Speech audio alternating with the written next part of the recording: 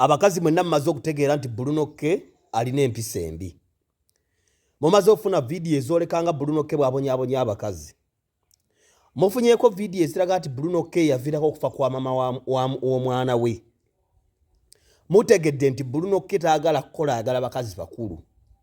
Era mumaze okukakasa nti Bruno K tasaanye kwagalwa. Tewabaawo omukazi omusiru n'omu addamu okwagala Bruno K.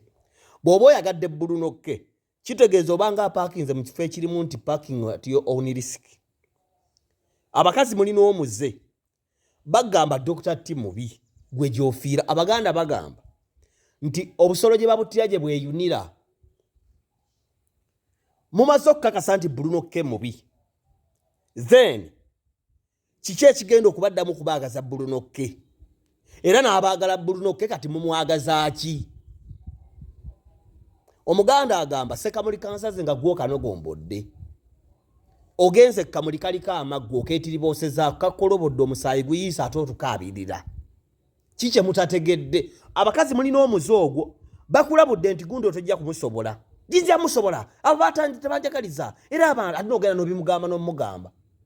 Kati mmanyi obukazi obuliyo n'ebikazi ebiri ebyo. Mmanyi okugenda mu maaso ga Bruno K. Wamma bebi oli mubi. Wamma bebi oli mwezi. Nedda siri mwezi. Muguloboozi ne Bruno K alina akaloboozi katono. Wamma siri mwezi bebi. Anti olugudde mu kafuba akaseerera. Enkyanga ofuna emiswiba. Ye bannange kamba buuji. Mama wa Bruno K asaana kukwata oyo omukazi. Egyo emyaka gy'aliko. Ekimuzza ne bannange. Kati mukyala nakijobanga enkyansanga n'omukazi omukadde bw'atyo. Nze ndi musajja mulokole mbabulya. Nze Dr. T Amale Bawatiya na Bax. Nze Dr. T Amale emmere njira ku CEO Restaurant. Njagala mbanyunizeeyo ekyama ekyewuunyisa. Mmere njira ku CEO Restaurant. Mundeeba. Kasitotuka mundeeba bwoti. Awo waliwo petrol station eya Shero, wano waliwo DFC Ngoveere Nateete mu junction ya. Bw'okkamu katono ng'agenda otuuka katale wali akaleerwe. Wali Kalwere line. Waliwo CEO Restaurant. Genda olye. Genda ofunewo ekyokulya. CEO Restaurant mundeeba. Genda ofunewo ekyokulya. Kakati mbabuulira nti omulimo guno gwe tukola nze ndi musajja mulokole. Era oli asooka okwebuuza lwaki Dr. T togenda alwe yanvuma tonnagenda bweru kasiru gwe. Kalabe twali wadde promoter akuyita. Ba promoter batwala abantu ebweru nyinza okuba sinnafuna mukisa ogutambula kukola ki. Kyokka ate mulimu n'abatali ba artist abagenda ebweru nga n'amanya gaabwe siga amaanyi nga tebalina kye bagenda kukolayo. Ne okugenda ebweru eyo ku biseera ebisinga ebitundu 7 kuliko attachments. Ebintu ebifunibwa mu media wano bw'oba toli muntu wansi ebimu bikuyitako ng'oli wa Katonda. Katonda era aleeta emikisa egigye kubanga era ojja kugenda okula ku sitole z'abagenda ebweru ng'abamu bagenda ku bakazi. Ng'oli aba yamubuukinze dda nti nze gundi bw'atuuka wano ku kisaawe nze munona agenda mpobemu wakira essaawa nga 3 nafa dda. Ate ekyo nsobola kukola ki? Nze nabagamba there are many ungodly ways celebrities behave.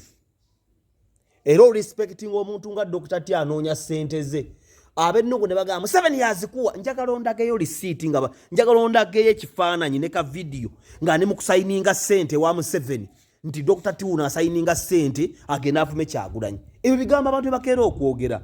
The words. Nze sina mukazi anteekamu ssente kubanga nkimanyi nina okukola ng'omusajja okweyimirizaawo okufuuka ow'omugaso. Essente bwe zimbula sina kukubira mukazi mukulu oba funa bakadaama nga 5 bengenda n'enfuula mu nnimba ate ne mbajjamu obusente. Bakadaama musiri wadde ne bababbako obusente bamwe basereebu. Muli mukunda baana abasente bali mukubalyako ssente zammwe.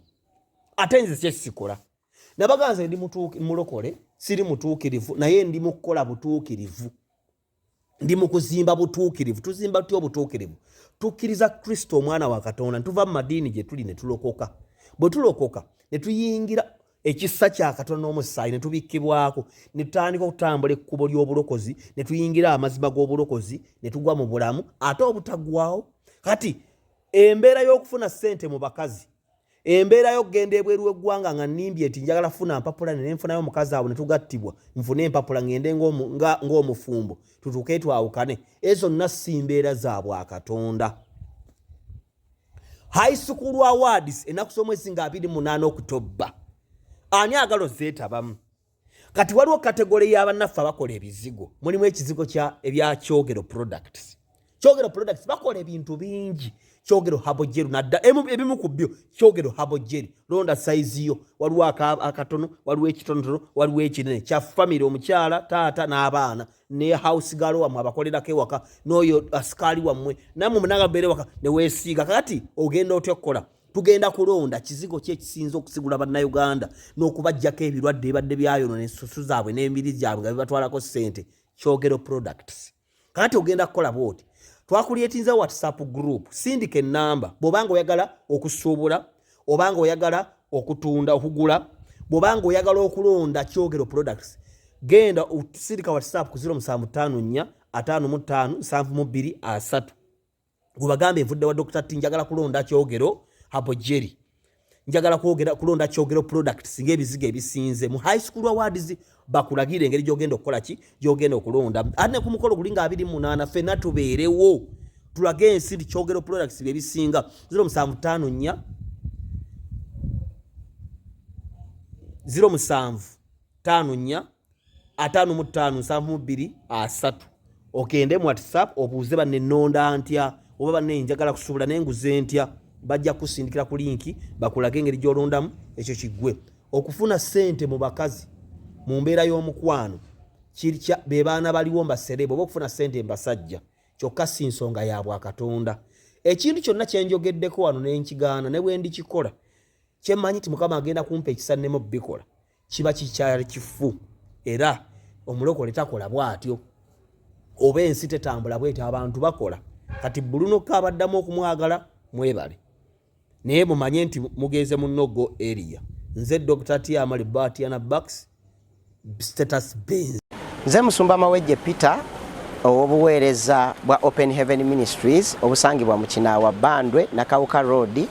Mikwano gyange abaagalwa nzize n'omulanga oba nzize n'okusaba kwange nga nsaba muyimireko nange ekkanisa yaffe bagitwala banka egitutwalako oluvannyuma lw'okuba nti Land Road yafuna ebizibu mu COVID nga yeetaaga ssente nagenda mu banka ne neewola ssente nenzija ne tugula ettaka ly'ekkanisa naye nnwanye n'obuweereza tulwanye ne tutuuse we tulemererwa banka egenda tutwala ekifo kyaffe nsaba muyimireko nange mikwano gyange mbere nga nsasula looni y'ettaka ly'ekkanisa banka ereme okutwala ekifo kyaffe.